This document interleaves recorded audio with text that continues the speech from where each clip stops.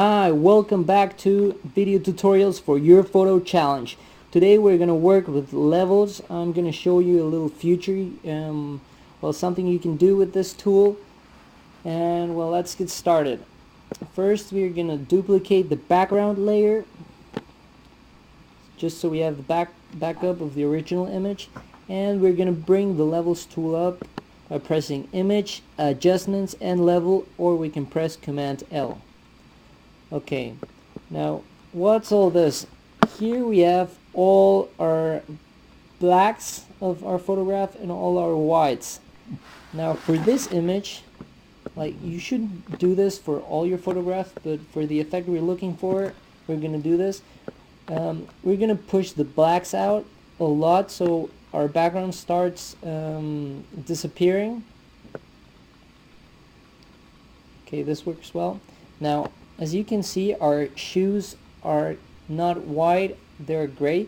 So we're going to start putting our whites out a little, but we're going to push them so we get a lot more white into the picture. Now you can see how the whites are more intense now.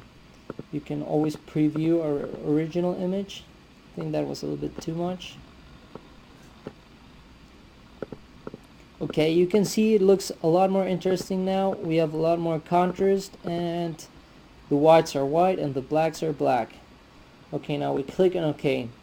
Now we want to erase all this background, so we're gonna create a new layer, and the layer, we're gonna put the layer under the background copy.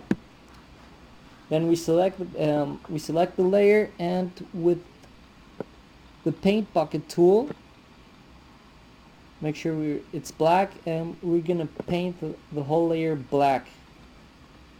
Then we select this layer again, and we choose the mask tool. Now this should pop up, and we take the brush and we make sure that our brush is black. Okay. Now, obviously, to change your brush size, you just work here and move it around, but make sure your hardness is always under 20. Now we're going to start painting over the background we want to erase. This is actually erasing the background we don't want, but it's not damaging the picture. So we're going to start erasing it. Now you can see it looks a lot more interesting. We're erasing the background, and it looks as we shot this picture in a studio, controlling the light very well. I'm going to zoom in here a little bit. Okay, now here's a great example why we had to take the hardness down under 20. If I'm going to show you real quick what would have happened if the hardness would be like about 70.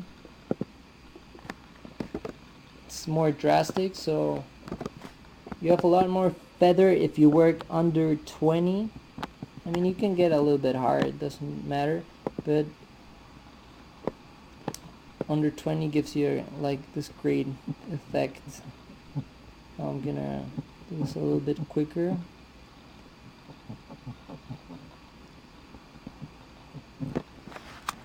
Okay, I think this is okay for now. It could be better, but anyways. As you can see, we have a really interesting looking photograph right here. But I still don't like the error on here. I'm gonna do a crop. I have another tutorial on crops. You should check that one out. But we just select the area we actually want from the picture. I think this looks pretty good.